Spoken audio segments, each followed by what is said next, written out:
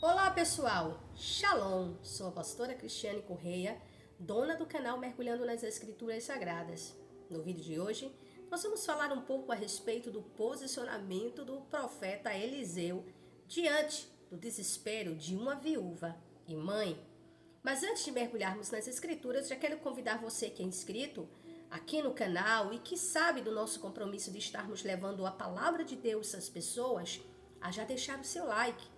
Porque quando você deixa o like, você nos ajuda a levar a palavra. Porque o YouTube entende que o conteúdo é bom e precisa ser compartilhado, né? Precisa ser entregue a mais pessoas. Então o YouTube entrega a mais pessoas.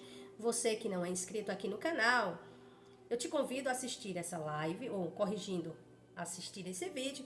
E assim, se desejar, depois de ver o conteúdo, estar se inscrevendo aqui e vindo fazer parte da nossa comunidade. E não esqueça de ativar o sininho de notificações para todos, pois assim você irá ser sempre notificado a cada conteúdo que eu postar aqui.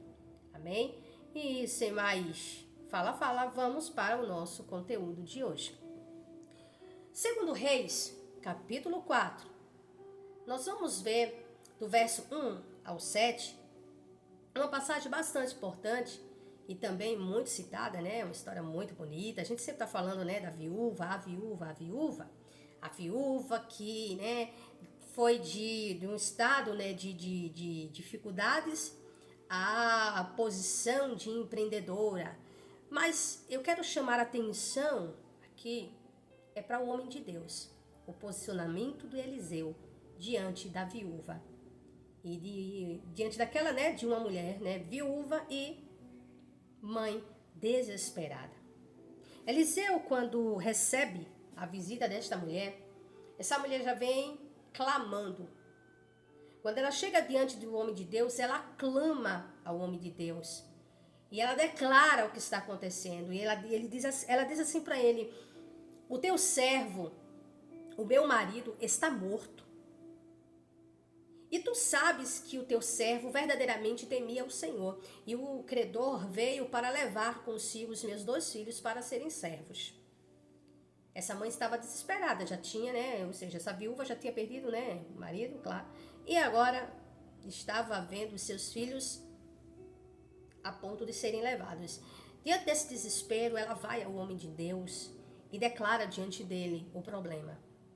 Mas o homem de Deus olha para ela e diz assim: o que farei por ti? Conta-me o que tens na tua casa. E ela disse: a tua criada não tem nada na casa, além de uma botija de azeite. Eliseu, ao perguntar, a gente percebe que ele já parou para ouvir. Ele queria agora, ele escutou o problema, ele agora, peraí, vamos buscar uma solução. É sobre este ponto que eu quero falar. Como serva, como ministra da palavra, como alguém que Deus tem levantado para levar a sua palavra, eu tenho refletido muito a respeito desse texto. Esse é um dos textos que eu muito reflito. Por quê? Porque eu paro para pensar como eu estou me portando, como eu estou me posicionando diante da dor do outro, diante do desespero do outro. Porque tem pessoas que quando alguém aciona um pedido de socorro a ele ou a ela, age como se nada tivesse acontecendo. Irmão, vá orar. Irmão, não, tá certo, vou estar orando. Mas não ora. Ignora. Eu tenho aprendido, quando alguém vem até a mim e diz assim: pastora, ora por mim. Amém, vou estar orando. Quando alguém chega com uma situação, aí eu pergunto. Eu me aprofundo, eu procuro. E se eu percebo que a pessoa está escondendo coisa, não está querendo ser sincera, não está querendo abrir o jogo, não quer contar, então me perdoe. Eu não oro. Porque você tem que saber, quando eu olho o posicionamento de Eliseu, sabe por que essa mulher, ela viveu um milagre? Porque ela foi sincera. Ela abriu o jogo, ela contou o problema. Ela não só declarou o problema na sua totalidade, como ela foi sincera com o homem de Deus. Então tem pessoas que muitas vezes buscam ajuda, mas não é sincera, não são sinceros. Buscam socorro, querem ajuda, mas não abrem o jogo, não são realistas. Não diz, olha, aconteceu isso, isso e isso, está acontecendo assim, eu preciso de socorro, eu preciso de ajuda, né?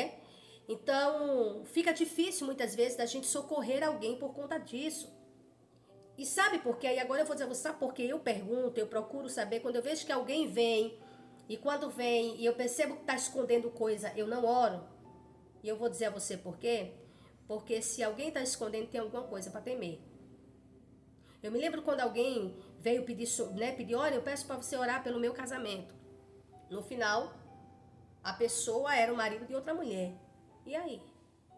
Eu não vou compactuar com uma coisa dessa. O homem de Deus, ele se posicionou sabiamente, pergunta para ela. Ele diz assim, o que eu farei por ti? O que farei por ti? Conta-me o que tu tens na tua casa. Ela chegou com uma situação e abriu o jogo para ele, contou tudo, foi verdadeira, disse que não tinha nada em casa.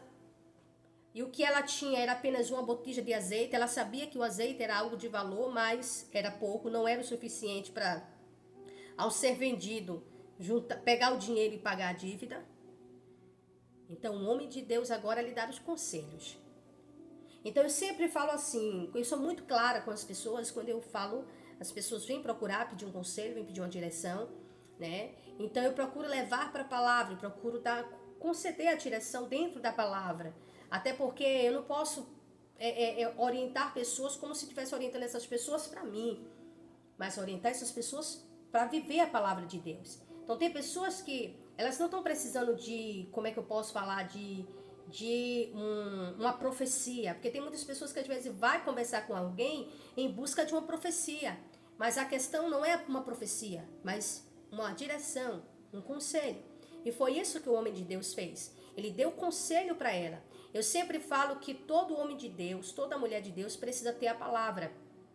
Precisa ter a palavra no seu coração e na sua boca. Sempre ter a palavra. Por quê? Porque isto aqui, Eliseu não tinha condições financeiras de ajudar a mulher, mas lhe deu a direção, lhe deu o conselho. O que é que você tem em casa? Me diga. Ela disse, a tua serva não tem nada em casa, senão uma botija de azeite. Naquele momento, ele foi e deu a direção para ela. Peça vasos emprestados aos seus vizinhos. E ainda ele disse, peça muitos, não poucos. Então não ia adiantar pedir pouquinho. Por quê? Por causa do problema. Só que o profeta não só visava ver o problema solucionado, mas ele visava, ele via já também a mulher sobrevivendo daquilo que sobraria. Então, quando nós olhamos e vemos o conselho do profeta, percebemos a importância de todo homem de Deus e toda mulher de Deus, ele tem a palavra. Ele tem a palavra. Então, muitas vezes as pessoas vão atrás de revelações, não vão atrás da palavra. E quando se deparam com a palavra, ignoram, não dão atenção. E olha que estão pedindo ajuda. Essa mulher fez diferente. Ela ouviu a palavra, ela ouviu a direção, ela ouviu o conselho do homem de Deus e seguiu à risca.